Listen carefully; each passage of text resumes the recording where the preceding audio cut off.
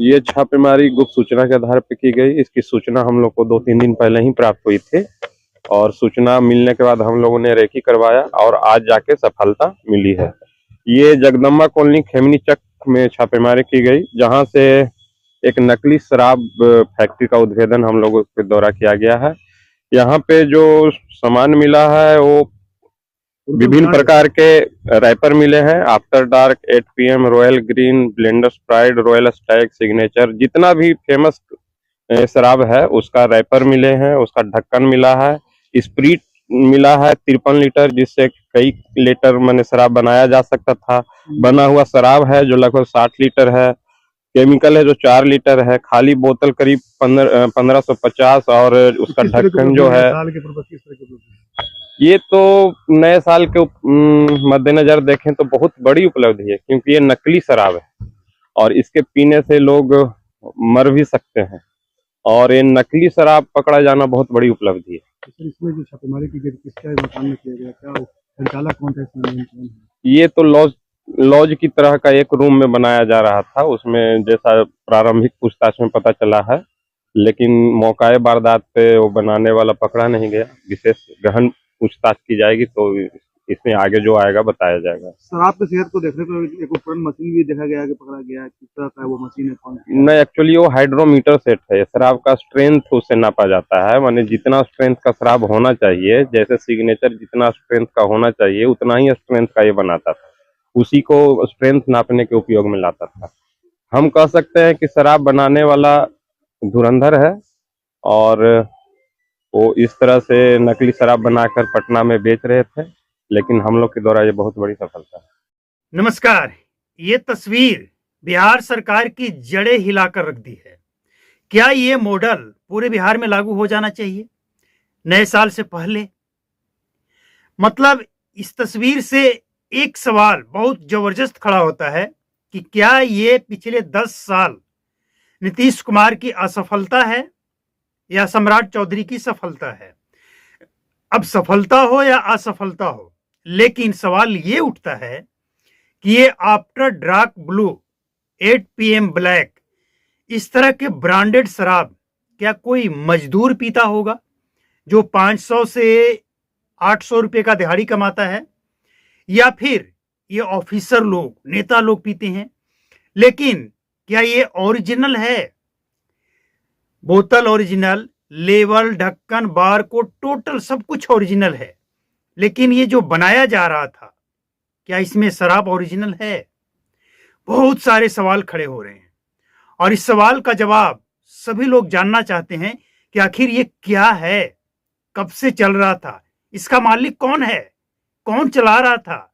ये पटना के खेमनी चक में ये जो ब्रांडेड शराब बनाकर प्रदेश भर में सप्लाई किया जाता था। और सबसे बड़ा सवाल ये खड़ा होता है कि पटना बिहार की राजधानी, जहां पे होम मिनिस्ट्री, प्रधान, ये मुख्यमंत्री और डीजीपी यानी बड़े बड़े आला अधिकारी, सारे मिनिस्टर जिससे शहर में रहते हो, उस शहर में अगर इस तरह के ब्रांडेड शराब बनाया जाता है, फैक्ट्री है, तो सवाल तो पूछना बनता है कि क्या ये सफलता है या नीतीश कुमार की असफलता है? 10 साल बिहार में डीजीपी तो कई आए और गए, लेकिन जो आए और गए उनकी भी जिम्मेवारी बनती है कि ये जो चल रहा था कैसे चल रहा था। उस क्षेत्र में अब तक थाना इंचार्ज कौन थे, कितने थाना इंचार्ज आए और गए, और इसके बाद भी पता क्यों नहीं चला?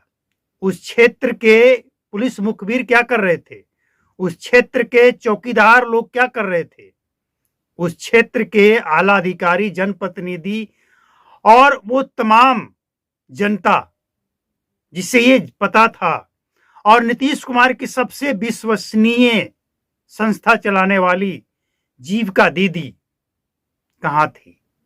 है ना ये सवाल, इसमें दम है। और आने वाले टाइम में एक और रिपोर्ट जो आने वाला है वो बिहार सरकार की जमीन खिसका देगी, बहुत जबरदस्त है, उसको भी देखिएगा जरूर। चैनल पे पहली बार आए, फर्स्ट टाइम विजिट कर, तो सब्सक्राइब करके बेल आइकन को प्रेस करके और नोटिफिकेशन कॉल पर सेट कर लें। और फेसबुक पेज पर हैं तो फॉलो जरूर कर लें। और सिर्फ शराब से संबंधित नहीं, किसी भी तरह की समस्या अगर आपके क्षेत्र में है तो व्हाट्सएप नंबर पे जरूर मैसेज करें। अगर वीडियो फोटो कुछ भी हो तो जरूर करें, उसका पर्दाफाश किया जाएगा। अस्पताल में धांधली हो रहा, सरकारी अस्पताल में जाने के बाद अत्याचार, धांधली, भ्रष्टाचार देखने को मिल रहा है, या फिर कोई जनप्रतिनिधि, कोई अधिकारी आपकी बात नहीं सुनता है, तो जरूर बताएं। अब सवाल ये उठता है कि ये खेमनी चक में ये जो शराब बनाया जा रहा था, किसके लिए? अगर ये शराब कम दाम में गरीबों तक पहुंचाया जा रहा था, इंग्लिश और ब्रांडेड शराब बोलकर, और जानते हैं इस तरह की शराब सबसे ज्यादा खपत कब होता है? जो गरीब लोग हैं वो क्या कहते हैं कि भाई सब दिन तो देसी झारखंड वाला या बिहार वाला जो देसी बना होता है वो तो पीते ही है, लेकिन कम से कम 1 जनवरी हो गया, होली हो गया, इस तरह के मौके पे थोड़ा इंग्लिश ले ले। और ये उन्हीं लोगों के पास भेजा जाता है जो इस तरह की सोच रखते हैं और पैसे उनसे ओरिजिनल के लिए जाते हैं, लेकिन शराब यही डुप्लीकेट, जहरीला, नकली उन तक पहुंचा दिया जाता है आसानी से। और सबसे हैरान करने वाली बात यह है कि ऐसे लोग जिनको बहुत मुश्किल से मिलता है वो इसकी जांच भी नहीं करते हैं और कर भी नहीं पाते हैं कि ये असली है या नकली है, गटक लेते हैं कि मिल गया यही काफी है। और उनको दिया भी जाता यही बोलकर, भाई मिल रहा है यही बहुत है, बिहार में शराब बंद है। कुछ नहीं कर पाते हैं और फिर खेल होता है जहरीली शराब कांड का। और अफसर, डॉक्टर, इंजीनियर या जो भी हैं नेता, वो भी इससे अछूते नहीं है। ये नकली और जहरीली शराब इंसान का चेहरा देखकर नहीं पहुंचता है, ये सब तक पहुंचता है, क्योंकि ये जहां से निकलता है, जिस फैक्ट्री से निकला, और इसके बाद जहां तक ये पहुंचा, वहां तक पहुंचते पहुंचते लास्ट व्यक्ति जो बेचने वाला, उस तक पहुंचते पहुंचते उसे भी नहीं पता है कि ये पटना के जो खेमनी चक है वहां का बना हुआ शराब है, नकली है, जहरीली है, कॉफी है, उसे भी नहीं पता है। तो ये जो खेल खेला जा रहा है और ये जो पकड़ा गया है, क्या ये एक तमाचा नहीं है प्रशासन के मुंह पे, और प्रशासन के मुंह पे जो उस इलाके के इंचार्ज रह चुके हैं, जो उस इलाके में तैनात हैं, चाहे आज कोई नए पोस्टिंग पे आए हों या पहले से थे। सवाल उनसे ज्यादा है जो पहले से थे। कैसे नहीं पता था? क्या ये कमीशन लेकर चलाने का परमिशन दिया गया था? ले लिए कमीशन और दे दिए परमिशन। बिहार में सबसे बड़ा खेल यही चल रहा है कि जिससे लिया कमीशन उसको दे दिया परमिशन।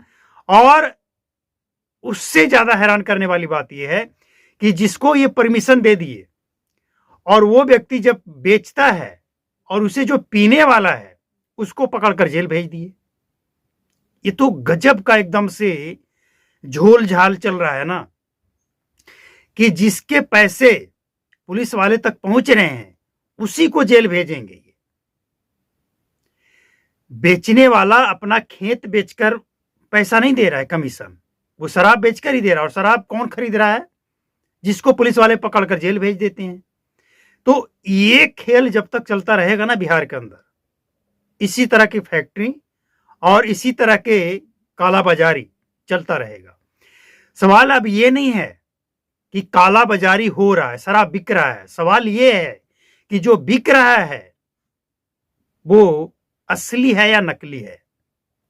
और ड्रग्स की तो बात ही छोड़ दीजिए, अगला वीडियो जो आने वाला है ना, वो बहुत बड़ा एक्सपोज करने वाला है सरकार और कुछ ग्रुप का। लेकिन सबसे बड़ा सवाल यही उठता है कि प्रशासन की फेलियर, सरकार की फेलियर और जनता को पीसना पड़ रहा है इसमें। आम जनता को अगर पकड़कर जेल भेजना है तो भेजिए, लेकिन एक सवाल का जवाब कि बिहार में शराब बंद है या चालू है। अगर बंद है तो फिर ये तस्वीर क्या बताता है? अगर बंद है तो पीने वाले तक शराब पहुंच कैसे रहा है, इसकी जिम्मेवारी कौन लेगा? और अगर बंद नहीं है तो फिर ये फैक्ट्री सील क्यों किया जा रहा है, बंद क्यों किया जा रहा है? क्योंकि नकली है। लेकिन पीने वाले को क्यों पकड़ा जा रहा है? ये आप सील कर रहे हैं, पकड़ रहे हैं, लेकिन जेल भेज रहे हैं, लेकिन ये पता नहीं लगा पा रहे हैं इसका मालिक कौन है, कहां है, कब से चल रहा था, अब तक कितने करोड़ का कारोबार कर चुका है, कहां कहां संपत्ति बना चुका है, कितने लोगों को, कितने ऑफिसर को, कितने पुलिस वाले को कमीशन दे चुका है। अगर इसकी जांच ईमानदारी से हो ना तो कई पुलिस वाले, कई पदाधिकारी, कई नेता, हो सकता है सरकार में शामिल मंत्री, हो सकता है विपक्ष में बैठे बड़े बड़े लीडर इसके जद में आएंगे, लेकिन होगा कुछ नहीं। जांच होगा, चल रहा है, रिजल्ट अब तक तो नहीं आया है। ये कोई पहला मामला थोड़ी है, ना पहला है ना आखिरी है। इससे पहले भी बिहार में कई नकली शराब की फैक्ट्री पकड़ी गई है, पटना में, मुजफ्फरपुर में और कई जगह पे। कार्रवाई के नाम पे क्या हुआ है? कितने मालिक को पकड़कर जेल भेज दिया गया है? कुछ नहीं होता और ना ही होगा। ऐसे ही चलता है, चलता रहेगा, बस शराबबंदी रहेगा और शराबबंदी के आड़ में ये खेल भी चलता रहेगा। अब सुनिए अगला वीडियो, और उसे सुनने के लिए चैनल को सब्सक्राइब करके बेल आइकन को प्रेस कर लीजिए।